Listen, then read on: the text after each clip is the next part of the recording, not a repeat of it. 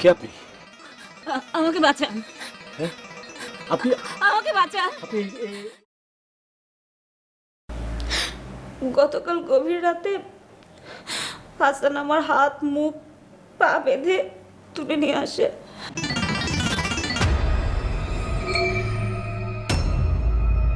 আমাকে মারধর আর প্রচন্ড পাশবিক নির্যাতন করে।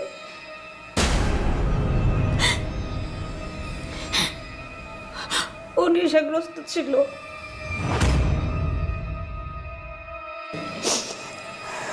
আপনারা বিশ্বাস করেন আমি এই ধরনের কাজ করিনি, বিশ্বাস করেন।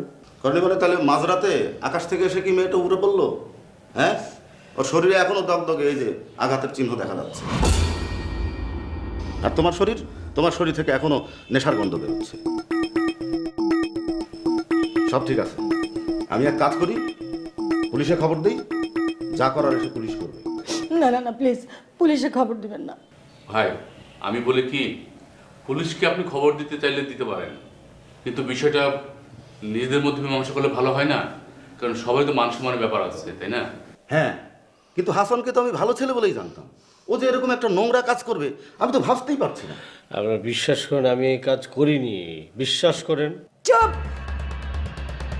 আর একটা কথা বলবি না, থাপ্পড় দিয়ে দাঁত ফেলে দেবো। ভাই যা হবার হয়ে গেছে, এখন বিষয়টা নিজেদের মধ্যে সমাধান করে ফেলি। সমাধান আর কি, বুঝতেই তো পারছেন, ব্যাপারটা এখন পুলিশ পর্যন্ত করাবে। আপনাদেরও মান সম্মান শেষ, বাড়িওয়ালা হিসেবে আমারও ইজ্জতের ব্যাপার। এই সাক্ষী দেওয়া, জেরা করা, এটা সেটা, এগুলো যে কত ঝামেলা।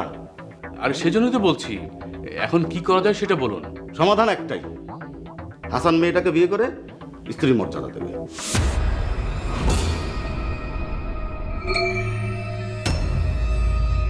অসম্ভব, এটা হতেই পারে না।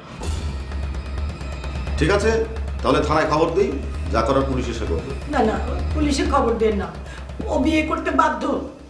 দেখো হাসান, যা হবার হয়েছে, ভুলটা সংশোধন করাটা সুযোগ পেয়েছো, এটা সবার ভাগ্যে হয় না। মনে রেখো, তোমার ঘরেও একটা বোন আছে। ভাই, মেয়েটিকে আপন করে নে, তাহলে হয়তো আল্লাহ পাক তোর পাপটা ক্ষমা করবে।